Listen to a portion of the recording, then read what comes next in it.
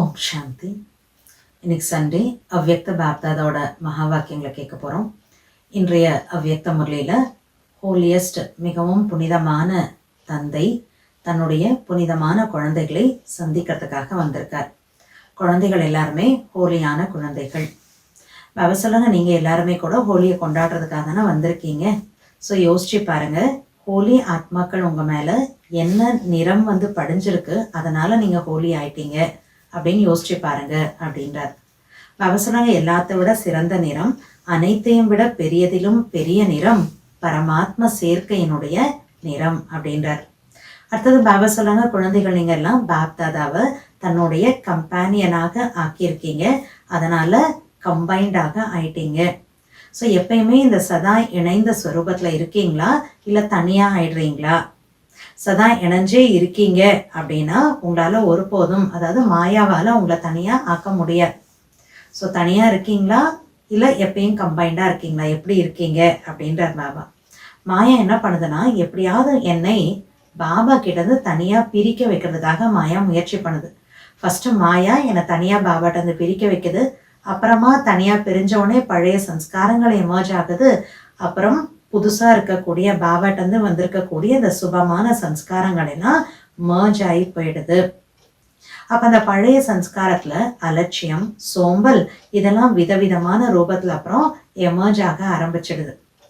அப்போ பாபா சொல்கிறாங்க, மாயா ரொம்ப சாமர்த்தியசாலியாக தன்னோட நிறத்தை நம்ம மேலே படிய வெடிச்சிடுது.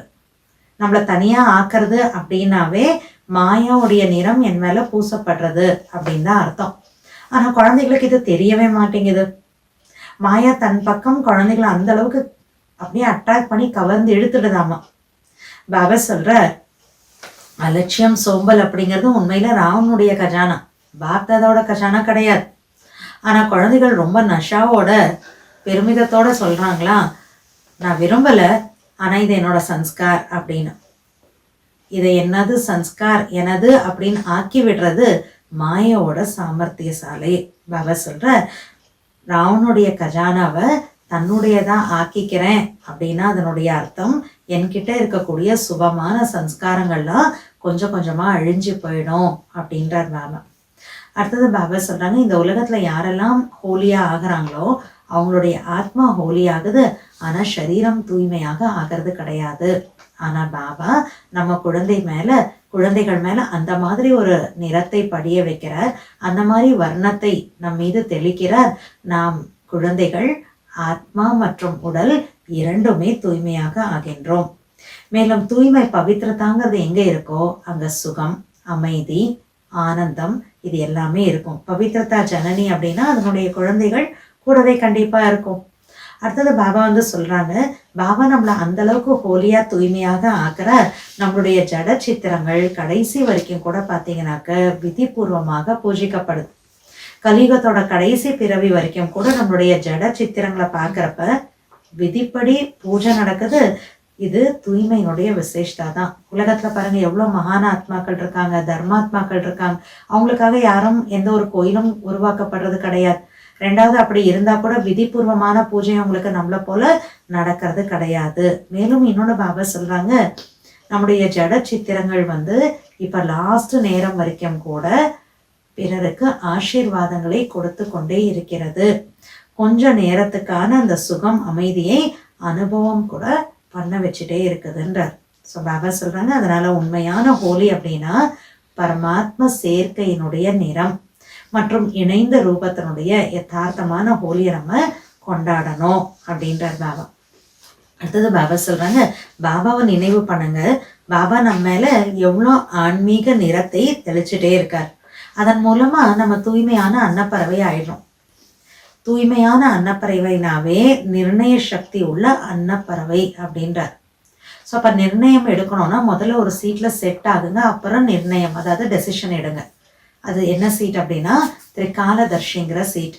ஸோ திரிகாலதர்ஷி அப்படிங்கிற அந்த சீட்ல உட்காந்து செட் ஆகி அப்புறமா 3 காலத்தையும் பாருங்க. வெறும் நிகழ்காலத்தை மட்டும் இல்லை, முதல் இடை கடைன்னு 3 காலத்தையும் பாருங்க. இது 3 காலத்துலேயே இது லாபமா இல்லை நஷ்டமா, இந்த மாதிரி செக் பண்ணிட்டு அதுக்கப்புறமா காரியத்தை செய்யுங்க அப்படின்றார். ஸோ வாங்க முரளியினுடைய டீட்டெயிலான விஷயங்களை நம்ம பார்ப்போம். ஓம் சாந்தி. இன்னைக்கு சண்டே. இன்றைய முரளி டேட் 1/3/2026, ரிவைஸ் டேட் 9/3/2009. முரளியினுடைய தலைப்பு பரமாத்ம சேர்க்கையின் நிறத்தினுடைய மற்றும் இணைந்த ஸ்வரூபத்தின் யதார்த்த ஹோலி கொண்டாடுங்கள். பரமாத்ம சேர்க்கையின் நிறத்தினுடைய மற்றும் இணைந்த ஸ்வரூபத்தின் யதார்த்த ஹோலி கொண்டாடுங்கள். இன்று ஹோலியஸ்ட் மிகவும் புனிதமான தந்தை தம்முடைய புனிதமான குழந்தைகளோடு ஹோலி கொண்டாடுவதற்காக வந்துள்ளார். குழந்தைகள் அனைவருமே ஹோலி குழந்தைகள். நீங்கள் அனைவரும் கூட ஹோலி கொண்டாடுவதற்காக வந்திருக்கிறீர்கள். யோசியுங்கள், ஹோலி ஆத்மாக்களாகிய உங்கள் மீது என்ன நிறம் படிந்தது? நீங்கள் அதனால் ஹோலி ஆகிவிட்டீர்கள். என்ன கலர் நம்ம மேல படிஞ்சதுனால நம்ம ஹோலி ஆயிட்டோம் யோசிச்சு பாருங்க. நிறங்களும் அநேகம் உள்ளன. ஆனால் உங்கள் மீது என்ன நிறம் படிந்தது? அனைத்திலும் சிறந்த நிறம் எது? அதன் மூலம் நீங்கள் ஹோலி ஆகிவிட்டீர்கள், அதாவது தூய்மை ஆயிட்டீங்க அப்படின்னு கேட்கிறார். அனைத்திலும் பெரியதிலும் பெரிய நிறம் பரமாத்ம சேர்க்கையின் நிறம். ஆக பரமாத்ம சேர்க்கையின் நிறம் படிவதால் சுலபமான ஹோலி ஆகிவிட்டீர்கள். பரமாத்ம சேர்க்கையினுடைய கலர் நிறம் படிந்ததுனால ரொம்ப ஈஸியா ஹோலி தூய்மையானவர்களாக ஆயிட்டீங்க. ஏனென்றால் பரமாத்ம சேர்க்கையின் அவினாஷி சேர்க்கையின் நிறமாகும். மற்ற நிறங்களோ கொஞ்ச நேரத்துக்கு மட்டுமே இருக்கும். ஆனால் பரமாத்ம சேர்க்கையின் நிறம் படிவதன் மூலம் சுலபமாகவே ஹோலியாக, அதாவது பவித்திரமாக ஆகிவிட்டீர்கள். ஆத்மாவின் நிறம் அப்பவித்திரதாவிலிருந்து பவித்திரமாகி விட்டது. ஏனென்றால் நீங்கள் அனைவரும் பரமாத்மாவை தங்களின் கம்பானியனாக ஆக்கி கொண்டீர்கள். எனவே இணைந்தவர், அதாவது கம்பைன்ட் ஆகிவிட்டீர்கள். இந்த இணைந்த ஸ்வரூபம் பிரியமானதாக உள்ளதில்லையா? இந்த இணைந்த ஸ்வரூபம் ஒருபோதும் தனியாக ஆக முடியாது. அனுபவம் உள்ளது இல்லையா? சதா இணைந்தே இருக்கிறீர்கள் இல்லையா? தனியாக இல்லையே. பாபாவோட கம்பைண்டா எப்பயுமே இணைந்த ரூபத்துல இருக்கீங்க தானே, தனியா ஆகிறது இல்லை தானே அப்படின்னு பாபா கேட்கிறார். மாயா தனியாக ஆக்குவதற்கு முயற்சி செய்கிறது. ஆனால் யார் சதா இணைந்தே இருக்கிறார்களோ அவர்கள் ஒருபோதும் தனியாக ஆக முடியாது. மாயா எப்படியாவது என்னை பாபா கிட்ட இருந்து பிரிக்கணும், என்னையும் பாபாவையே தனியாக்கிடணும் அப்படின்னு மாயா அவ்வளோ ட்ரை பண்ணுது. ஆனா நான் பாபாவோட கம்பைண்டா இணைந்து இருக்கேன் அப்படின்னா மாயையால ஒண்ணுமே பண்ண முடியாதுன்ற. ஏனென்றால் மாயா தனியாக ஆக்கி பிறகு பழைய சன்ஸ்காரங்களை எமர்ஜ் செய்யும். மற்றும் பழைய சன்ஸ்காரங்கள் எமர்ஜ் ஆகிவிட்டால் சுத்த சன்ஸ்காரங்கள் மர்ஜ் ஆகிவிடும். என்னையும் பாபாவையும் தனியாக ஃபர்ஸ்ட் மாயா பிரிக்கும். பிரிச்சோடனே என்னோட பழைய சன்ஸ்கார்ஸ் எமர்ஜ் ஆகும். அப்புறம் சுத்தமான நல்ல சன்ஸ்கார்ஸ் உள்ளார அழுந்தி போயிடும். பழைய சன்ஸ்காரங்கள், அதாவது அலட்சியம், சோம்பல், இவை விதவிதமான ரூபத்தில் எமர்ஜ், அதாவது வெளிப்பட்டுவிடும். எனவே ஒவ்வொருவரும் தன்னைத்தான் யோசித்து பாருங்கள். சதா இணைந்த நிலையில் இருக்கிறோமா அல்லது சில நேரம் தனியாகவும் ஆகிவிடுகிறோமா? மாயாவின் அநேக சொரூபங்களை அறிந்து கொண்டு விட்டீர்கள் இல்லையா? அது சாமர்த்தியமாக தனது நிறத்தை படிய செய்துவிடும். மாயா ரொம்ப புத்திசாலி, ரொம்ப சாமர்த்தியமா கிளவரா மாயா என்ன பண்ணுது? தன்னோட நிறத்தை நம்ம மேல பூசிடுது. மாயா சாமர்த்தியமாக தனது நிறத்தை படிய செய்துவிடும். தனியாக ஆவது என்றால் மாயையின் நிறத்தினால் வண்ணம் பூசப்படுவதாகும். நான் பாபா கிட்ட இல்லாம கம்பைண்டா இல்லாம நான் தனியா இருக்கேன் அப்படின்னா மாயோட நிறம் பூசப்பட்டுச்சுன்னு அர்த்தம். இந்த அலட்சியமும் சோம்பலும் மிகவும் பல்வேறு ரூபங்களில் வருகிறது. மற்ற குழந்தைகளும் அவற்றை அறிந்து கொள்ளவில்லை. ஏனென்றால் மாயா தன் பக்கமாக கவர்ந்தெடுத்து விடுகிறது. இந்த அலட்சியமும் சோம்பலும் ராவணனின் கஜானாக்கள். அலட்சியம், சோம்பல் அப்படிங்கிறது ராவணனுடைய கஜானாக்கள். இவை பாபாவின் கஜானாக்கள் அல்ல. ராவணனின் கஜானாவை குழந்தைகளும் மிகுந்த நஷாவுடன் சொல்கின்றனர். நான் விரும்பவில்லை, ஆனால் இது என் சன்ஸ்கார். நான் விரும்பல, ஆனா என்னோட சுபாவம், என் சன்ஸ்கார் இது அப்படின்னு குழந்தைகள் சொல்றான். சன்ஸ்காரத்தை எனது என சொல்ல தொடங்கி விடுகிறார்கள். இது பரமாத்ம கஜானாவா அல்லது ராவணனின் கஜானாவா? அதை எனது சன்ஸ்காரம் என சொல்வது சரியா? யோசியுங்கள். சோம்பல், அலட்சியம், இதெல்லாம் ராவணோட கசானா. அதை போய் என்னோட சன்ஸ்கார், எனது சன்ஸ்கார் நான் விரும்பலை அப்படின்னு நான் சொல்றேன்னா இது ரைட்டா என்ன? யோசிச்சு பாருங்கன்ற பாபா. யோசியுங்கள்.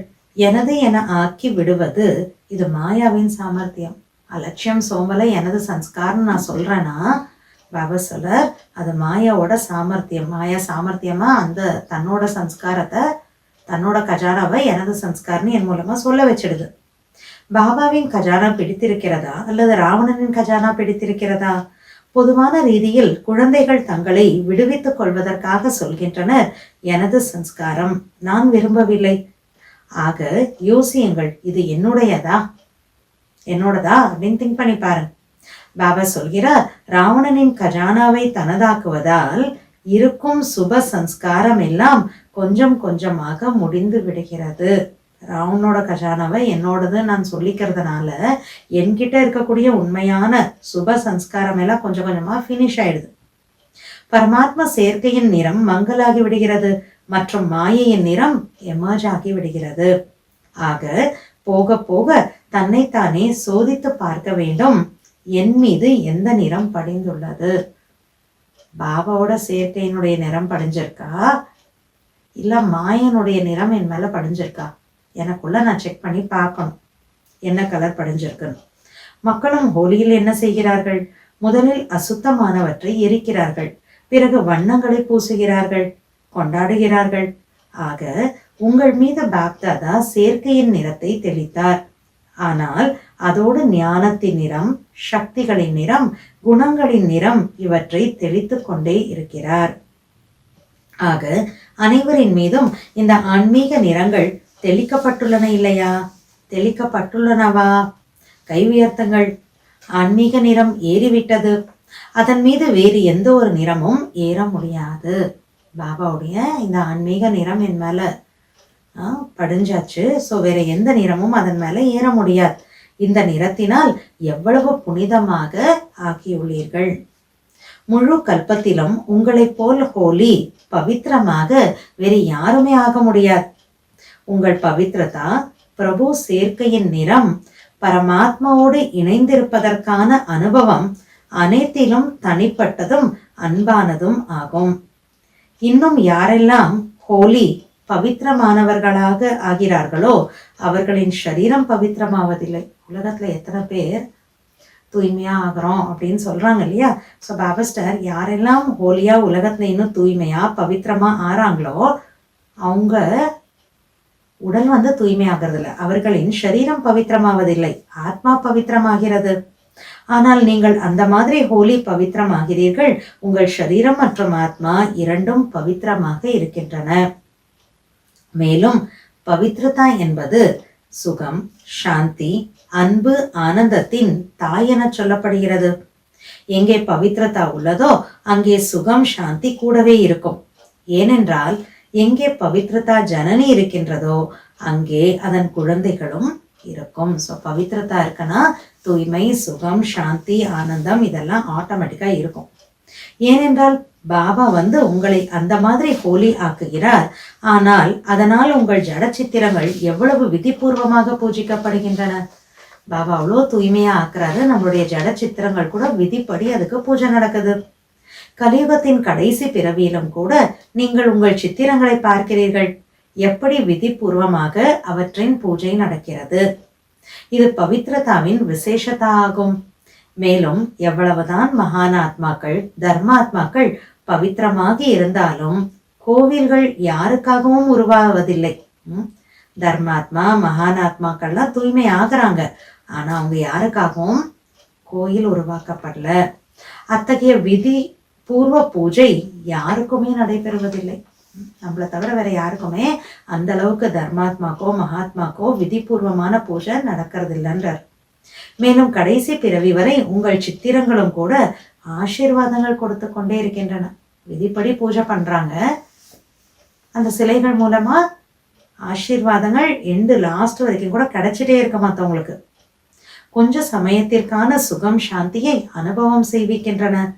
ஆக உங்களுடைய ஹோலி, அதாவது தூய்மை, மற்றும் உலகத்தவரின் ஹோலி தூய்மைக்கிடையில் எவ்வளவு வித்தியாசமாக இருக்கிறது. நம்ம தூய்மையை ஃபாலோ பண்ணுறதுக்கும் தூய்மையாக ஆகிறதுக்கும் உலகத்தில் இருக்கக்கூடிய மற்ற ஆத்மாக்கள் தூய்மையாகிறதுக்கும் எவ்வளோ டிஃப்ரென்ஸ் இருக்குது பாருங்க. ஒன்று, அவங்களுக்கு அந்த மாதிரி கோயில் கட்டப்படுறதில்ல. ரெண்டாவது, அப்படி கட்டப்பட்டாலும் விதிபூர்வமான பூஜை கிடையாது. அடுத்தது, நம்மளுடைய அந்த ஜட சித்திரங்கள் மூலமாக இன்னைக்கு வரைக்கும் மற்றவங்களுக்கு பிளெஸிங்ஸ் கிடைச்சிட்டே இருக்கு. ஸோ எவ்வளோ டிஃப்ரென்ஸ் இருக்குது பாருங்கள் நம்மளோட பியூரிட்டிக்கும் மற்றவங்களோட பியூரிட்டிக்கும். மன மகிழ்ச்சிக்காக நீங்களும் கொஞ்சம் கொண்டாடுகிறீர்கள். உலகத்தில் கொண்டாடுற மாதிரி நம்மளும் கொஞ்சம் ஹாப்பிக்காக சந்தோஷமாக இருக்கிறதுக்காக கொண்டாடுறோம். ஆனால் உண்மையான ஹோலி பரமாத்ம சேர்க்கையினுடைய நிறத்தின் மற்றும் இணைந்த சுரூபத்தின் யதார்த்த ஹோலியை நீங்கள் கொண்டாடுகிறீர்கள். பாபாவுடைய பரமாத்ம சேர்க்கையினுடைய நிறம், அடுத்தது இணைந்த ஸ்வரூபம், இதனுடைய யதார்த்த ஹோலி, கரெக்டான சரியான ஹோலியை நீங்கள் கொண்டாடுறீங்க. ஹோலியை மக்களும் பலவித ரூபங்களில் கொண்டாடுகிறார்கள். அதுபோல் நீங்கள் அறிந்திருக்கிறீர்கள், ஹோலி என்ற சொல்லிலும் ரகசியம் உள்ளது.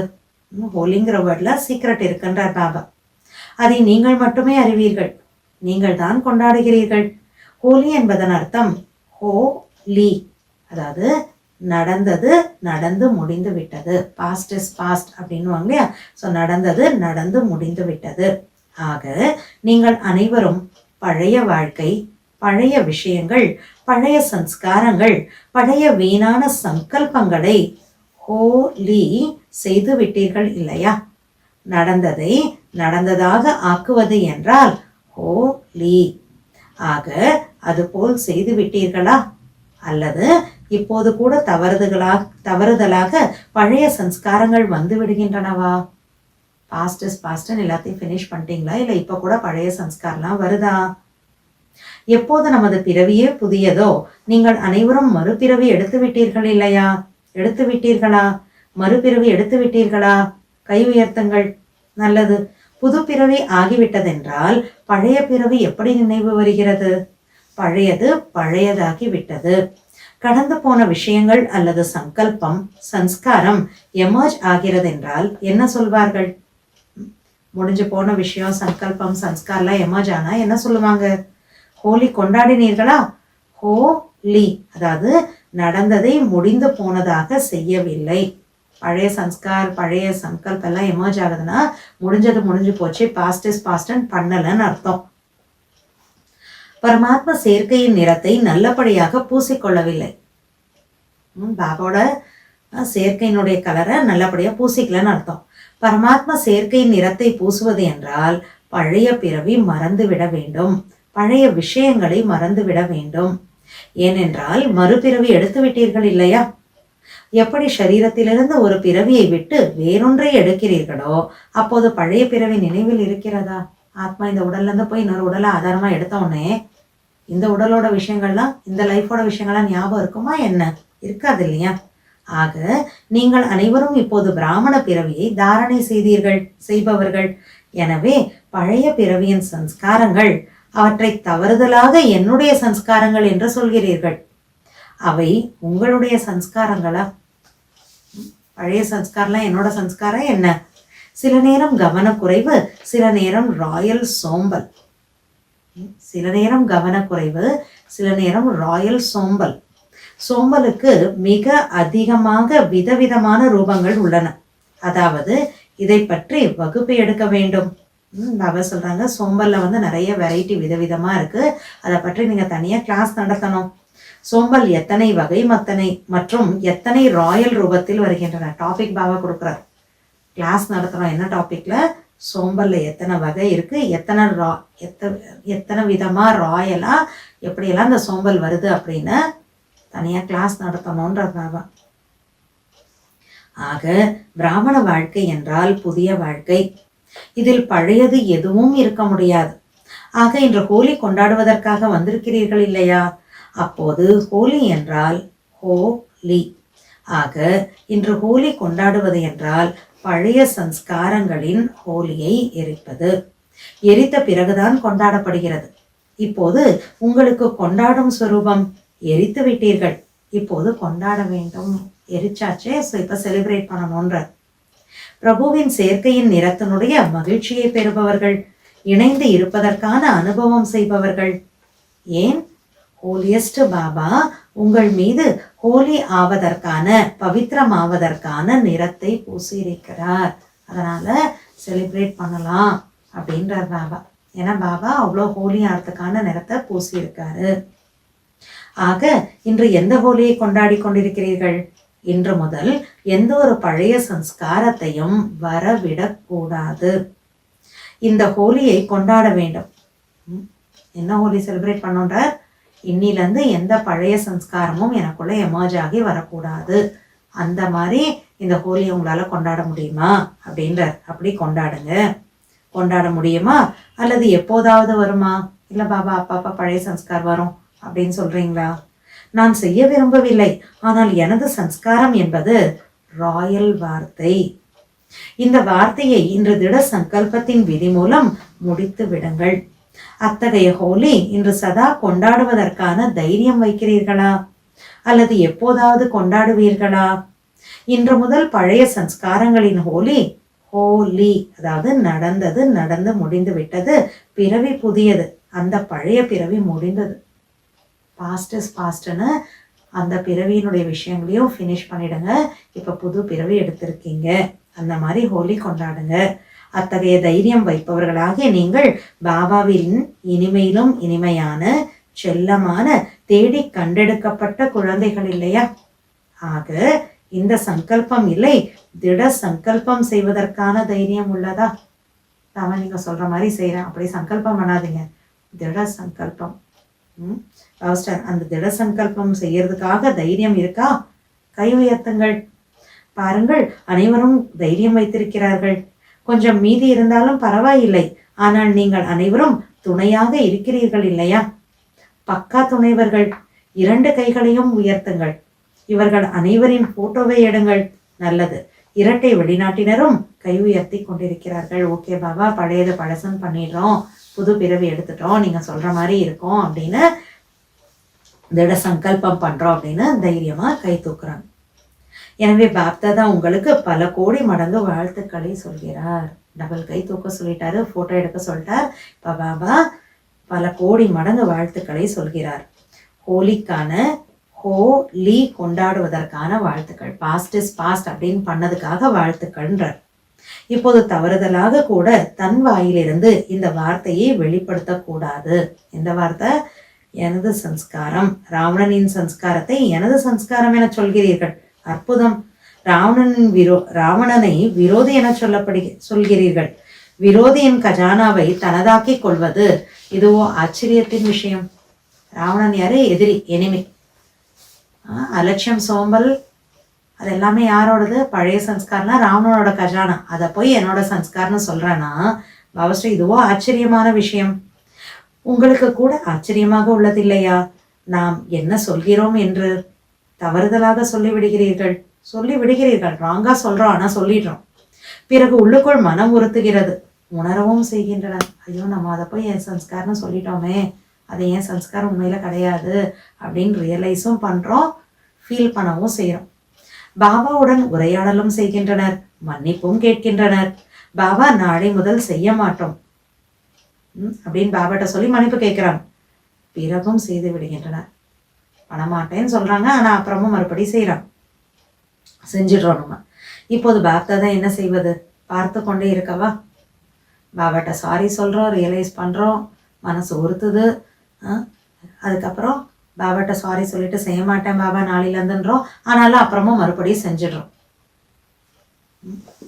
பாப்தாதா கேட்குறா, நான் என்ன பண்றது? நீங்க இப்படி சொல்லிட்டு பண்ணிட்டே இருந்தீங்கன்னா நான் பார்த்துட்டே இருக்கிறதா அப்படின்னு கேட்கிறார். இப்போது இந்த வார்த்தையின் ஹோலியை எரியுங்கள். பாருங்கள், எரிப்பது பற்றியும் ஒரு நல்ல விஷயம் சொல்கின்றனர். கோக்கி அப்படின்னா மதுபன்ல பார்த்துருப்பீங்க, ரவுண்டா கோதுமையில செய்யக்கூடிய ஒரு ஸ்வீட். அது யூஸ்வலாக ராஸ்தா போஜனில் அது கொடுப்பாங்க. கோக்கி அப்படின்னு சொல்லுவாங்க. பாபா சொல்றார், கோக்கியை, அதாவது கோதுமையில செய்யப்படக்கூடிய ஒரு வகை இனிப்பது. கோக்கியை நூலில் கட்டி சமைக்கின்றனர். கோக்கி வெந்துவிட்டால் வெளியில் எடுக்கும் பொழுது கோக்கி வெந்து விடுகிறது, ஆனால் நூல் எரிவதில்லை. இந்த அடையாளமும் நீங்கள் படித்த முதல் பாடம். அதாவது ஆத்மா அழியாதது, ஷரீரம் அழியக்கூடியது, அதற்காக உருவானதுதான். கோக்கி வெந்து வந்துடும், நூல் எரியாது. ஸோ ஆத்மா அழியாது, சரீரம் அழியும். இதுதான் அது காட்டுதுன்றார். ஆக பாப்தாதா பார்க்கிறார், இந்த பண்டிகை அல்லது சாஸ்திரங்களை உருவாக்குகின்ற குழந்தைகளின் அற்புதமும் குறைந்தது இல்லை. துவாபர்லேருந்து சாஸ்திரம்லாம் ரெடி பண்ணுறாங்க இல்லையா, அவங்களோட அற்புதம் கூட கம்மி இல்லைன்றார். அவர்களும் பாபாவின் குழந்தைகளே, ஆனால் நீங்கள் தேடி கண்டெடுக்கப்பட்டவர்கள். அதில் மாவில் சிறிது உப்பை போல் கொஞ்சம் உண்மை இருக்கலாம். உலகத்தில் இருக்கக்கூடிய அந்த சாஸ்திரங்கள், அந்த விஷயங்கள்ல மாவுல எவ்வளோ கொஞ்சமா உப்பு இருக்கும், நிறைய மாவு கொஞ்சோண்டு உப்பு, அந்த மாதிரி அந்த உலகத்துல இருக்கக்கூடிய விஷயத்துல கொஞ்சம் உண்மை இருக்கலாம். ஆனால் அதையும் மனதை மகிழ்விப்பதற்காக உருவாக்கி இருக்கிறார்கள். நீங்கள் பாருங்கள், ஒவ்வொரு பண்டிகைக்கான நினைவு சின்னத்தையும் உருவாக்கி இருக்கிறார்கள். ஆனால் சூட்சுமமான அநேக விஷயங்களுக்கு ஸ்தூல ரூபம் கொடுத்துள்ளனர். ஆனால் ஞாபகார்த்தமோ உருவாக்கி இருக்கிறார்கள் அல்லவா? பக்தியிலும் கூட குறைவாக செய்யவில்லை. பிறகும் பக்தி துவாபர யுகத்திலிருந்து கலியுகத்தில் ஏதோ ஸ்மிருதியின் விஷயங்களை வைத்திருந்தது. அதிக விகாரி ஆவதிலிருந்து பாதுகாத்தது. பக்தி பண்ணதுனாலதான் துவாபர் கலியுகத்துல ரொம்ப மோசமான விகாரி ஆத்மாவா ஆகிறதுல இருந்து நம்மள சேவ் பண்ணதே அந்த பக்தி தான். ஆக பாப்தாதா இந்த சாதனங்கள், பண்டிகை அல்லது சாஸ்திரங்களை உருவாக்குபவர்களுக்கும் அவர்களுக்குரிய பலனை கொடுக்கின்றார். பாருங்க, அந்த சாஸ்திரங்கள், சாதனங்கள், பண்டிகை இதெல்லாத்தையும் உருவாக்குனவங்களுக்கு கூட அவர்களுக்குரிய பலனை கொடுக்கின்றார். அதுவும் பாபா தான் கொடுக்கிறார் அவங்களுக்கும்.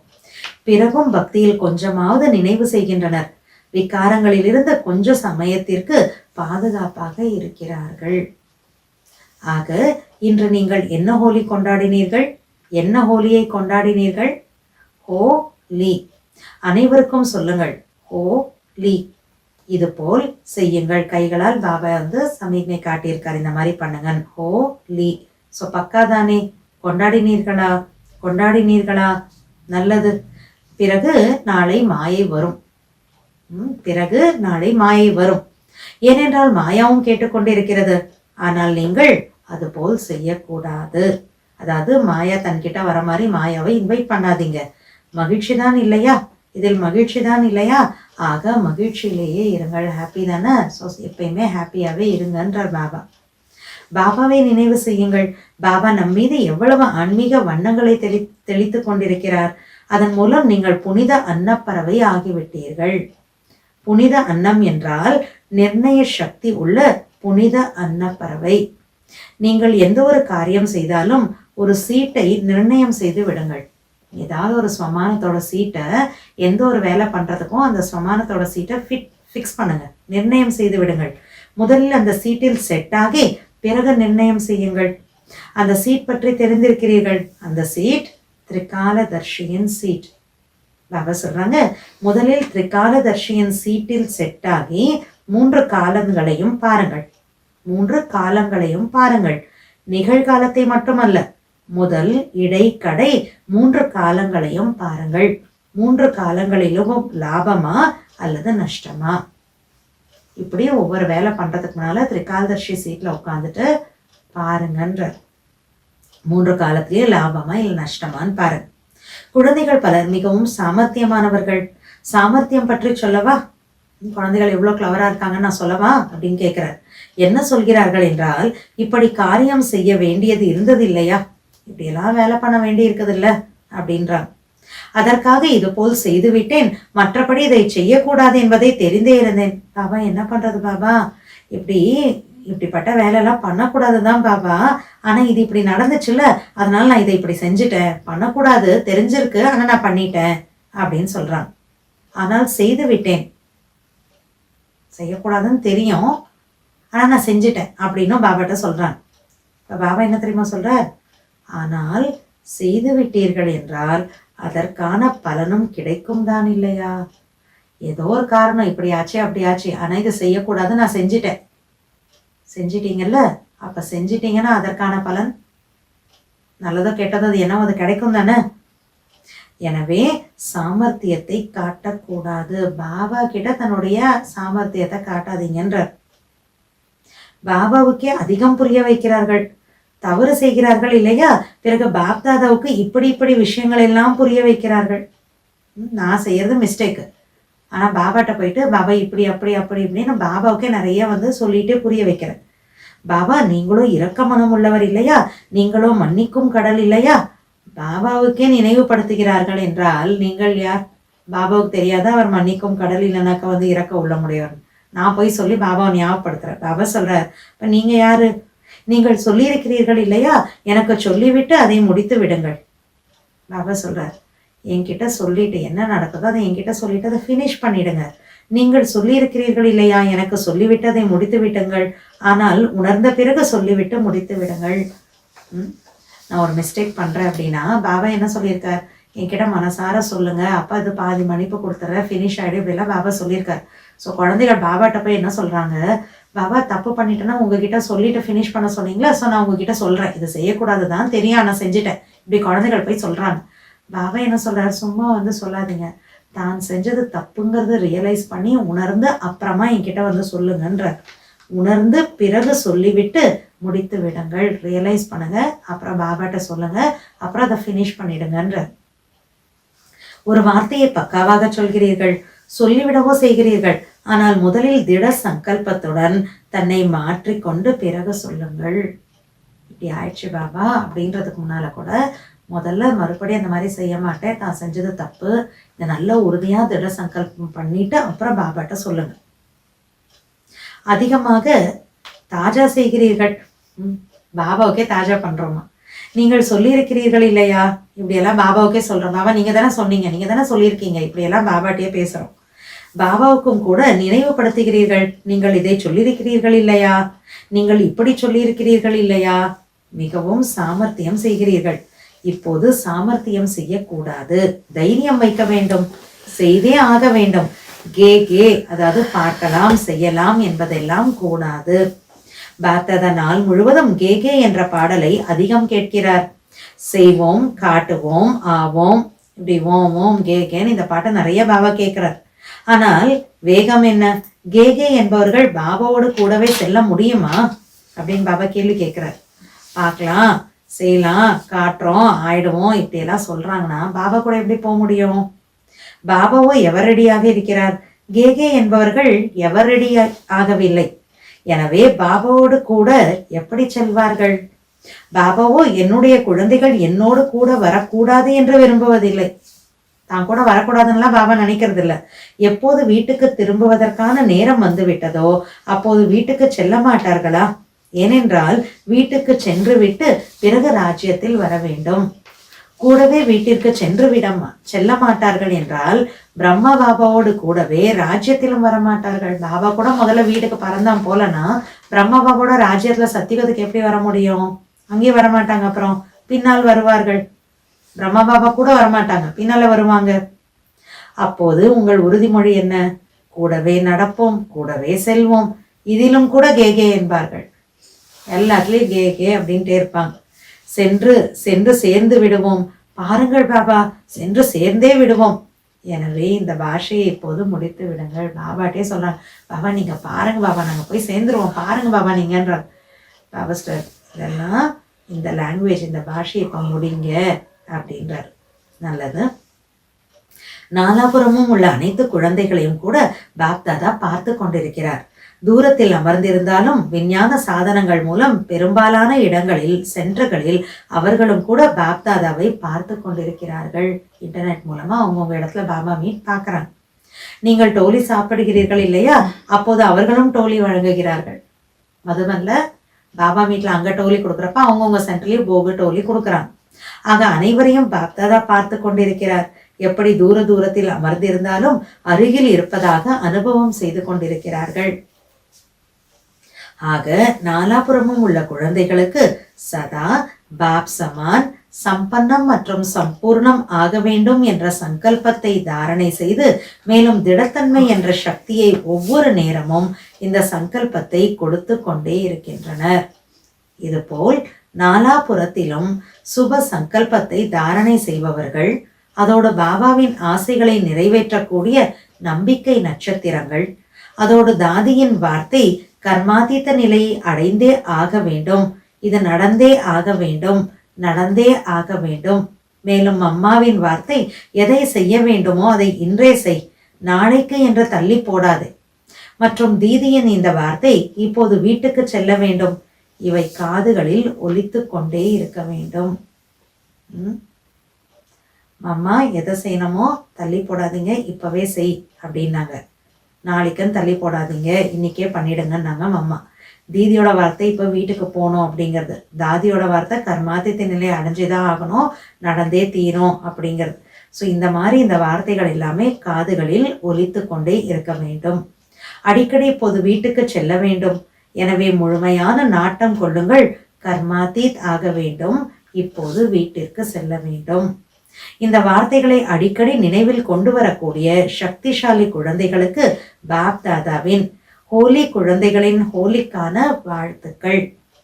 மேலும் அதோடு கூடவே அனைவருக்கும் பாப் தாதா முதலிலேயே மதுபனின் கேவர் மிட்டாயை அனைவரின் வாயிலும் போட்டுவிட்டார்.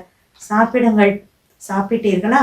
அனைவருக்கும் மிக மிக பல கோடி மடங்கு பாப் தாதா மற்றும் அட்வான்ஸ் பார்ட்டியின் குழந்தைகள் அனைவரின் அன்பு நினைவுகள் மற்றும் பாபாவின் நமஸ்தே.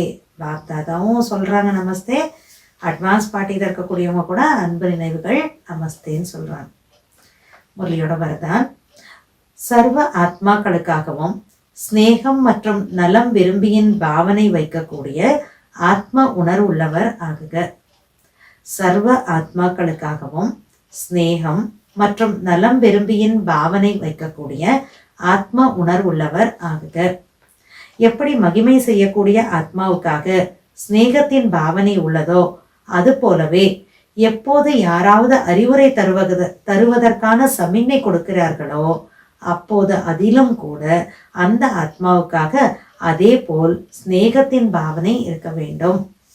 ஒருத்தங்க என்ன அப்ரிஷியேட் பண்றாங்கன்னா அவங்க மேல ஸ்நேகத்தோட பாவனை இருக்கு.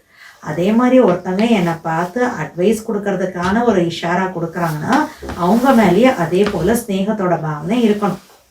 இவர் எனக்கு பெரியதிலும் பெரிய நலம் விரும்பி இத்தகைய ஸ்திதி தான் ஆத்ம உணர்வு உள்ளவரின் ஸ்திதியாகும். அட்வைஸ் பண்றவங்க மேல கூட எப்படி இருக்கும், என்னோட பெரியதிலும் பெரிய நலம் விரும்பி இவங்க அப்படின்னு அவங்க மேல அந்த ஒரு ஸ்திதி, அந்த மனநிலை இருக்கும். அதுதான் ஆத்ம உணர்வு உள்ளவரின் ஸ்திதி எனப்படும்.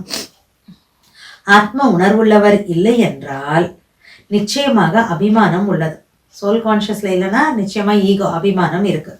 அபிமானம் உள்ளவர்கள் ஒருபோதும் தனது அவமானத்தை சகித்து கொள்ள முடியாது. ஈகோ இருக்குன்னா இன்சல்ட் அவங்களால தாங்கிக்க முடியாது. அபிமானம் உள்ளவர்கள் ஒருபோதும் தனது அவமானத்தை சகித்து கொள்ள முடியாது.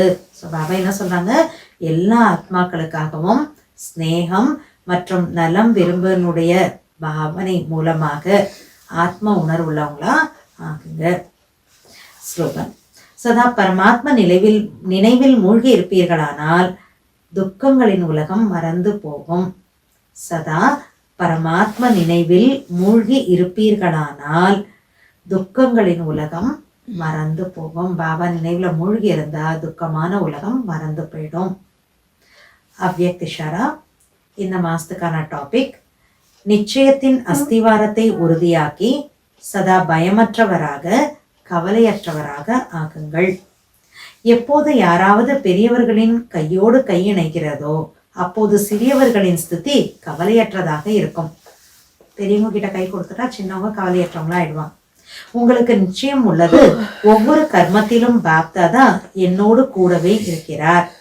மேலும் எனது இந்த அலௌகிக்க வாழ்க்கையின் கை அவரோடு இணைந்துள்ளது. அதாவது வாழ்க்கை அவரிடம் ஒப்படைக்கப்பட்டு விட்டதென்றால் பொறுப்பு அவருடையதாக ஆகிவிட்டது. அனைத்து சுமைகளையும் பாபா மீது வைத்துவிட்டு தன்னை லேசாக்கி கொள்வீர்களானால் சதா கவலையற்று இருப்பீர்கள் மற்றும் ஒவ்வொரு காரியமும் மிகச்சரியாக இருக்கும். எல்லா பாரம் சுமைய பாபா மேல நீங்க வச்சிட்டீங்கன்னா நான் ரொம்ப லைட்டா லேசாயிடுவேன். சதா கவலை இல்லாம இருக்க முடியும். ஒவ்வொரு காரியமும் மிகச்சரியாக இருக்கும் அப்படின்றார். अच्छा, ओम शांति।